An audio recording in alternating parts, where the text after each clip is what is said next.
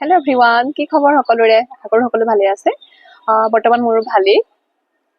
যিহেতু field duty কৰি আছো, মানে নতুন নতুন ফিল্ডত গৈছো ফাৰ্মাৰসকলৰ ওচৰত, সেইটো কাৰণে নিজৰ কাৰণে সময় নোহোৱা হৈ গৈছে। আৰু প্ৰথমতে হয়ে এনেকুৱা, গতিকে মই ভাল মানে কণ্টিনিউ ভিডিঅ' আনিব পৰা নাই। আজি ভিডিঅ'টো লৈ আহিছো কেইটামান কথা কওঁ বুলি। মই আচলতে খুব অনুভৱ কৰি আছিলো এইকেইদিন কথাকেইটা, সেইকাৰণে মই ক'বলৈ লৈছো। প্ৰথমতে মই এটা কথা আপোনালোকক সুধিব বিচাৰিছো, এতিয়া যিটো গুৱাহাটী হাইকোৰ্টৰ JEE পৰীক্ষাটো হৈ গ'ল, সেই পৰীক্ষাটো আপোনালোকৰ কেনেকুৱা হৈছে বাৰু?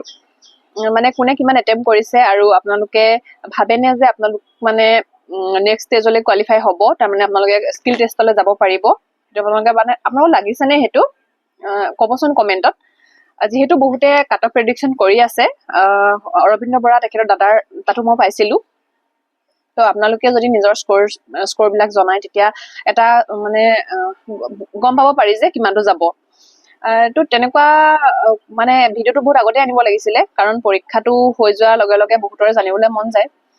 যিহেতু মোৰ অকণমান দেৰিয়ে হৈ গ'ল বাৰু। আপোনালোকে ক'ব যে কেনেকুৱা হৈছে আপোনালোকৰ পৰীক্ষা। মই পৰীক্ষাটো দিবলৈ নগ'লো, কাৰণ জইন কৰিয়ে মই এতিয়া মানে ছুটি লৈ পিনি পৰীক্ষা দিবগৈ নোৱাৰো। আৰু সেইটো মানে মোৰ দুখো নাই বাৰু, কাৰণ যিহেতু একেই গ্ৰেড 3ৰ এটা পৰীক্ষা হয়, গতিকে মই সেইটো এতিয়া নিদিলেও বিশেষ অসুবিধা নাই। তো মই ইয়াতকে মানে ভাল কিবা পৰীক্ষা দিবলৈ ভৱিষ্যতলৈ চেষ্টা কৰিম।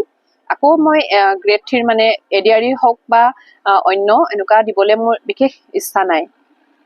গতিকে যিখিনি পাৰোঁ মই আপোনালোকৰ কাৰণে কৰি থাকিম।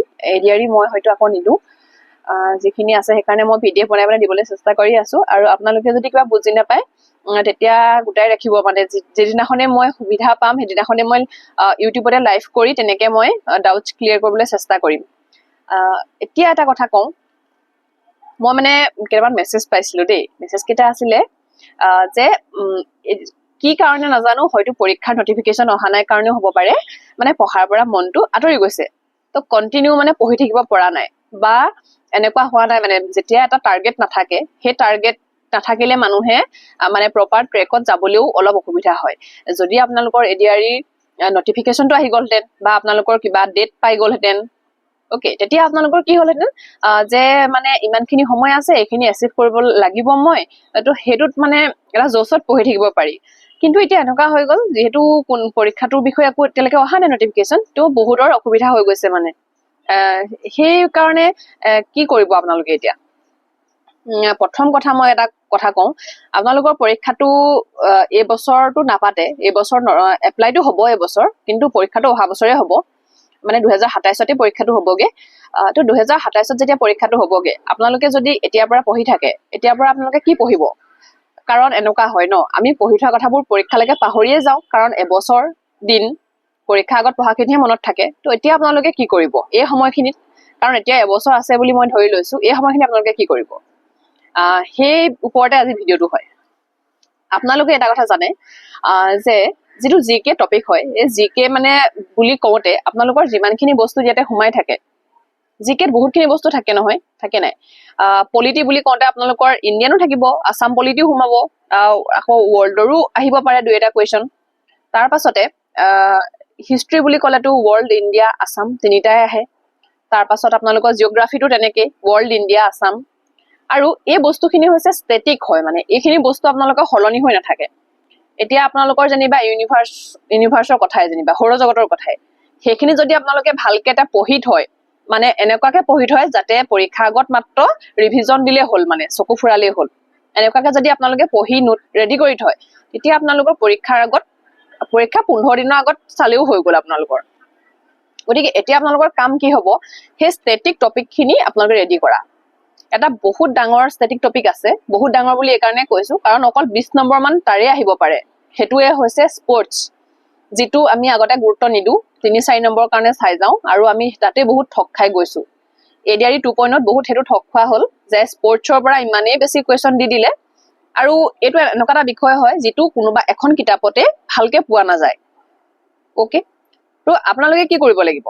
প্ৰত্যেকটো স্পৰ্টছ মানে আপুনি এই 3-4 বছৰত যিখিনি আমাৰ স্পৰ্টছ মানে হৈ আছে, আমাৰ ইণ্ডিয়া বা ৱৰ্ল্ডৰ মানে যিখিনি কম্পিটিশ্যন হৈ আছে, গেমছখিনি হৈ আছে সেইখিনিৰ ওপৰত আপোনালোকৰ প্ৰপাৰ নলেজ থাকিব লাগিব প্ৰত্যেকটো বস্তু আপোনালোকৰ নিজৰ নোট থাকিব লাগিব এতিয়া এছিয়ান গেমছে হওক বা কমনৱেলথে হওক বা এতিয়া আমাৰ ক্ৰিকেটৰ IPL ৰ কথাই কওঁ ৱৰ্ল্ড কাপৰ কথাই কওঁ প্ৰত্যেকটো মানে কম্পিটিশ্যন প্ৰত্যেকটো স্পৰ্টছৰ কথা আপোনালোকে এটা এটা একদম টপিক ৱাইজত নিজৰ ৰেডি কৰিব লাগিব আৰু তাত মানে পাৰ্টিচিপেট কৰা প্ৰত্যেকজন মানে প্ৰত্যেকজন প্লেয়াৰৰ বেকগ্ৰাউণ্ডলৈকে আপোনালোকে জানিব লাগিব কাৰণ এনেকুৱাও সুধি দিছে মানে এজন প্লেয়াৰৰ নাম দি দিব পাৰে তেখেত কৰ হয় মানে ঠিক আছে তেখেতৰ ঘৰ ক'ত হয় এতিয়া ফুটবলৰ সেইকেইজনটো চবেই জানে হয়নে নহয় আৰু ৰনাল্ডো হওক বা মেছি হওক এওঁলোকৰ কথা চবেই জানে তো তাতো যেতিয়া সুধি দিয়ে যে তেওঁ অৰিজিনেলি কৰ হয় তো সেইটোতো কনফিউজন আহে কেলে তেওঁৰ এখন বেলেগ দেশৰ হয় আৰু এখন বেলেগ দেশৰ হৈ খেলে তো সেইখিনি যদি আপোনালোকৰ ডাউটখিনি ক্লিয়াৰ নাথাকে তেওঁ কোনখন দেশৰ হয় আৰু কোনখন দেশৰ হৈ খেলি আছে সেইখিনিও আপোনালোকে ক্লিয়াৰ ৰাখিব লাগিব আৰু কোনটো স্পৰ্টছত মানে আমাৰ ইণ্ডিয়াই কি কেটা মেডেল পাইছে বা অকল কেটা মেডেল পাইছে চালেও নহব গোল্ডৰ কেটা পাইছে ব্ৰঞ্জৰ কেটা পাইছে সিলভাৰ কেটা পাইছে এভৰিথিং আপোনালোকে জানিব লাগিব তাৰমানে স্পৰ্টছৰ কথাখিনি ইমানেই বেছি ডেফথত এতিয়া লৈছে তেওঁলোকে ক'ৰ পৰা সুধি দিয়ে একো ক'ব নোৱাৰি এনেকুৱা হৈ গৈছে আৰু প্ৰত্যেকজন প্লেয়াৰক আপোনালোকে নিকনেম যদি কিবা আছে কি নামেৰে জনা যায় সেইটো সবেই মানে এটা ষ্টেটিক টপিক বনাই ল'ব আপোনালোকে এনেকে প্লেয়াৰ নাম লিখিব তেওঁলোকৰ নিকনেম কালেক্ট কৰিব এইবোৰ ক'ত পাব কিতাপত সব নাপায় আপোনালোকে নিজে বিচাৰি মানে গুগল কৰিব লাগিব গুগলত বিচাৰি আপোনালোকে লিখিব লাগিব প্ৰত্যেকটো মানে এতিয়া বেডমিণ্টনৰ এগেইনষ্টত কি মানে এৱাৰ্ড দিয়া হয় ঠিক আছে মানে কি এৱাৰ্ড বুলি ক'লে ভুল হ'ব বেডমিণ্টনৰ এগেইনষ্টত কি ট্ৰফি থাকে ক্ৰিকেটৰ কি ট্ৰফি থাকে ওকে তেনেকে মানে সেই স্পৰ্টছ বিলাকৰ নাম আৰু মানে ট্ৰফি কি হয় মানে দেই তো সেইখিনি তেনেকে এখন বনাব তো এনেকুৱা ধৰণৰ কেইবাটাও বস্তু আছে যিখিনি ষ্টেটিক টপিক স্পৰ্টছৰ পৰা আহে তো মই ভাবি আছো কি যিহেতু মই PDF দিম বুলি ভাবিছো গতিকে মই নিজে এইখিনি বস্তু বিচাৰি অলপ ৰেডি কৰিম তো ৰেডি কৰি আপোনালোকৰ কাৰণে এটা PDF ৰেডি কৰি পিনি মই টেলিগ্ৰামত দি দিম ক্লাছ আনিবলৈ বহুত দিগদাৰ হৈ গৈছে এইকেইদিন গতিকে ৰাতি মই অকমান সময় পাওঁ মানে পিছ নিশা একদম নিজৰ কাম কৰি পঢ়ি পিছ নিশা সময় পাওঁ পিছ নিশা মই অকমান নোট বনাই আপোনালোকলৈ PDF বনাই দিম সেইটো কথা আৰু শেষত মই এটা কথা কৈ থৈ যাওঁ আমাৰ যেতিয়া আমি এটা পৰীক্ষাত দিওঁ মানে পৰীক্ষা যেতিয়া বহো আপোনালোকৰ মিনিমাম এজ কিমান লাগে এটা পৰীক্ষা এটা ক্লিয়াৰ কৰি চাকৰি পাবৰ কাৰণে 18 বছৰ লাগে 18 বছৰ পাৰ হোৱাৰ লগে লগে আপুনি চৰকাৰী চাকৰিৰ কাৰণে পৰীক্ষা দিব পাৰে কিন্তু আমাৰ কি হয় আমি 18 বছৰ পাৰ হৈ গৈ কলেজ পাৰ হৈ গৈ মানে একদম 20 বছৰ 21 বছৰ হোৱাৰ পাছত আমি কলেজ বা ওলাইহে ভাবো তাৰমানে এতিয়া প্ৰিপাৰেচন কৰিম চৰকাৰী চাকৰিৰ কাৰণে তো এনেকুৱা হয় কিন্তু যদি আপোনালোকে মেট্ৰিক পাছ কৰাৰ পিছতে একদম হাই সেকেন্ডাৰী লেভেলত যেতিয়া পঢ়ি থাকিব তেতিয়াৰ পৰা যদি আপোনালোকে জিকেখিনিটো আপুনি 10 লৈকে পঢ়াখিনিৰ ভিতৰতে সেইখিনি আহে ন সোশ্যাল সায়েন্স কি হয় সেইখিনিয়ে হয় যদি সেইখিনি আপোনালোকৰ ক্লিয়াৰ কনসেপ্ট থাকে নহয় আপোনালোকে মেথছও কৰিয়ে থাকে 10 লৈকে আপোনালোকৰ পৰীক্ষাটো পাছ কৰিবলৈ টান নহয় কাৰণ নতুনকৈ বস্তুটো আহে ৰিজনিং ইংলিছ মেথছ জিকে 10 লৈকে আহে 10 লেভেলৰে আহে প্ৰত্যেকটো আমি গ্ৰেড 3 পৰীক্ষাত 10 লেভেলৰে প্ৰশ্ন আহে এডিশনাল যিকেইটা থাকে কাৰেণ্ট এফেয়াৰ সাবজেক্ট কৰিব লাগে আপুনি আৰু ৰিজনিং পঢ়িব লাগে তাৰ পাছত আপুনি 18 বছৰ পাৰ হৈছে পৰীক্ষা দিব পাৰে আমি মানে ভাবি নাচাও আমি ভাবো মানে বহুত ডাঙৰ সিলেবাস বহুত কিবা কিবি কিন্তু এটা লিখা থাকে যে 10 লেভেলৰলৈকেহে কুৱেশ্যন আহে ঠিক আছে তো যিখিনি বস্তু নতুনকৈ আহে সেইখিনি বস্তু আপোনালোকে পৰীক্ষাৰ আগত পঢ়িব পাৰে কিন্তু তাৰ আগত আপুনি 10 লৈকে যদি ভালকে পঢ়ি থৈছে আপোনালোকে পৰীক্ষাটো দিবলৈ সাহস কৰিব লাগে টান বুলি ভাবি ল'ব নালাগে একেবাৰে ল'ব নালাগে সমাজ বিজ্ঞান সদায় ভালকে পঢ়িব কাৰণ সমাজ বিজ্ঞানখন যদি ভালকে পঢ়ে তাৰ পৰা আপোনালোকে বহুত মানে জিকে ভাল কৰিব পাৰিব আৰু ইংলিছ যেতিয়া গ্ৰামাৰ পঢ়িব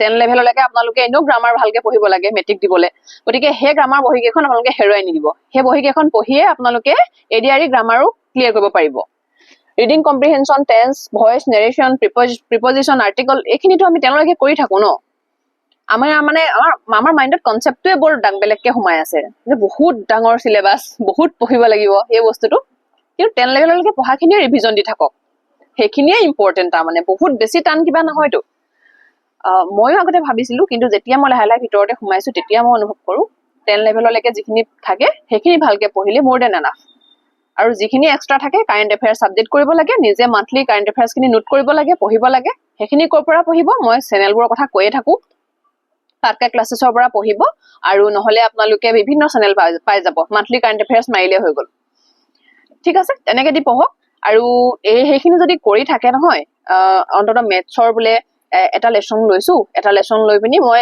এটা লেসনত আপোনালোকৰ কেইবাটা টাইপৰ কুৱেশ্যন আহে ওকে, বিভিন্ন ধৰণৰ ফৰ্মুলাজৰ কুৱেশ্যন থাকে। তো তেনেকে আপোনালোকে যদি দিনটোত দুটা বা এটাও কৰে, তেনেকেও আপোনালোকৰ মানে পঢ়াৰ প্ৰতি মনটো থাকিব, মানে সোমাই থাকিব। যদি আপুনি কণ্টিনিউ এসপ্তাহ ফুৰিবলৈ গুচি গ'ল, এসপ্তাহ নপঢ়িলে, এনেকে যদি থাকে, আপোনালোকৰ সেই মানে যিটো আপোনালোকে টাৰ্গেট লৈ পঢ়ি আছে নহয়, সেইটো আপোনালোকৰ মানে অলপ অলপকে ছিগি যায়। মানে এইটো বস্তু আপোনালোকে ইমান থাকিব নোৱাৰে মানে লাইনত।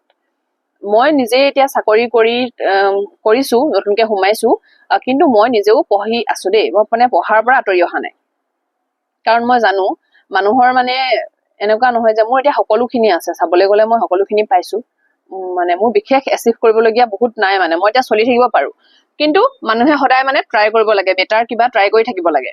নহলে আমি কি হৈ যাম জানেনে, আউটডেটেড ভাৰ্চন বিলাক যে আমি তেনেকুৱা হৈ যাম। মানে আমি আউটডেটেড ভাৰ্চন নিচিনা হৈ যাম। মোৰ ল'ৰা উঠি আহিছে, মোৰ ল'ৰা এতিয়া স্কুল দিম, তো তাৰ লগততো মই চলিব লাগিব। তাৰ লগত চলিবলৈ কাৰণে মই যিটো কাৰেণ্ট ট্ৰেণ্ড মানে মই এইবিলাক নাচ গানৰ কথালৈ যোৱা নাই। কাৰেণ্ট ট্ৰেণ্ড মানে যিখিনি বস্তু আমাৰ মানে আমাৰ গোটেই ইণ্ডিয়া বা ৱৰ্ল্ড বা আছামত হৈ আছে, আমি সেই গোটেই চিটুৱেশ্যনটো মানে আমি অলপ বুজিব লাগিব। তো তাৰ কাৰণে আমি কি কৰিব লাগিব, জিঅ' পলিটিক্স অকমান বুজিব লাগিব, বা আমি আমাৰ জিঅ'গ্ৰাফিকেল যিখিনি চেঞ্জেছ আহি আছে সেইখিনি পঢ়ি থাকিব লাগিব, বুজিব লাগিব। বা আমাৰ কাৰেণ্ট এফেয়াৰ্ছ যিখিনি ট্ৰেণ্ডত আছে, যিখিনি টপিকছ আহি আছে, ক'ৰবাত কিবা এটা বনাইছে, কিবা কৰিছে, বা কিবা এটা চেলিব্ৰেশ্যন হৈ আছে ক'ৰবাত, বা কিবা এটা ক'ৰবাত স্পৰ্টছ পাতিছে, তাতে কি হৈ আছে বৰ্তমান, কোন উইনাৰ হৈ আছে, এইখিনি অন্তত নিজে আপডেট থাকিব লাগিব। চাকৰিটো কৰিছো বুলিয়ে যে গোটেইখিনি শেষ হৈ গ'ল, পঢ়া শুনা সামৰি কিতাপখিনি কাৰোবাক দি দিম, বহিখিনি দি দিম, এনেকুৱা ধৰণৰ নহয়। মানে সেইখিনি অলপ আপডেট থাকিব লাগে, আৰু বেটাৰ সদায় ট্ৰাই কৰি থাকিব লাগে। তো নিজৰ কি হয়, তেতিয়া আমাৰ যেতিয়া এটা চাকৰিলৈ গৈছো, তেতিয়া আমাৰ ডিষ্ট্ৰেকশ্যনছ বহুত বেছি, বা মেণ্টেল প্ৰেছাৰো কোনোবাখিনিত বহুত বেছি পাওঁ। তো সেইখিনিৰ পৰা আঁতৰি থাকিবলৈও কিন্তু কিতাপখনে মোক বহুত সহায় কৰিছে। কাৰণ বাহিৰৰ গোটেই কামৰ প্ৰেছাৰখিনি যদি ঘৰত সোমাই দিয়াৰ পাছতো লৈ থাকো, তেতিয়া তাৰমানে মোৰ যিটো ফেমিলিৰ মোৰ লাইফ, মানে এইটো বহুত মানে বেয়া হৈ যাব। গতিকে মই বাহিৰৰ কামৰখিনি বাহিৰত ৰাখি মই নিজৰ পঢ়াখিনিৰ লগত মোৰ ফেমিলি টাইমটো মিলাই ল'বলৈ চেষ্টা কৰি আছো। এইখিনি কৰোঁতে মোৰ সময় লাগিছে। প্ৰথম দুদিনমান মই বহুত ডিপ্ৰেশ্যনত গৈছিলো, কিন্তু লাহে লাহে বুজি এতিয়া মই বহুত ভালকে আগবাঢ়িছো। গতিকে আজি ভিডিঅ'টো ইমানেই আছিলে। আপোনালোকক মই জাষ্ট এইটোৱে ক'লো যে পঢ়াৰ পৰা কেতিয়াও আঁতৰি নাযাব। যিখিনি ষ্টেটিক টপিক সেইখিনি পঢ়ি থাকক, আৰু যিখিনি আপোনালোকৰ অন্তত মেথছৰ ডেইলি 2টা মেথছ হলেও কৰিব, আৰু ইংলিছৰ আপোনালোকে একো নকৰিলেও কেইটামান ৱৰ্ড মিনিং হওক, বা কেইটামান আপোনালোকৰ এটা শব্দত প্ৰকাশ কৰা যিটো সেনেকুৱা ধৰণৰ, বা আপোনালোকে ডেইলি 2টামান হলেও কাৰেক্ট টেন্স কৰি চাব, বা এসপ্তাহৰ মূৰত এটা ৰিডিং কম্প্ৰিহেনশ্যন কৰি চাব। এনেকে দি আপডেট থাকিব। বস্তুখিনি একেবাৰে নপঢ়ো বুলি, নটিফিকেশ্যন অহা নাই একেবাৰে নপঢ়ো বুলি এনেকে আঁতৰি নিদিব। এতিয়া বহুত অসুবিধা হৈ যাব, কাৰণ আপুনি পঢ়া নাই, কিন্তু কোনোবাইতো পঢ়ি আছে, যাক চাকৰি এটা দৰকাৰ হৈছে, কোনোবাইতো পঢ়ি আছে ভালকে। গতিকে এতিয়া ভিডিঅ'টো ইমানেই আছিলে। আপোনালোকৰ যদি কিবা সুধিব লগা আছে, তেতিয়াহ'লে মোক কমেণ্ট কৰি সুধিব। তো আজিলৈ ভিডিঅ'টো ইমানেই। Thank U.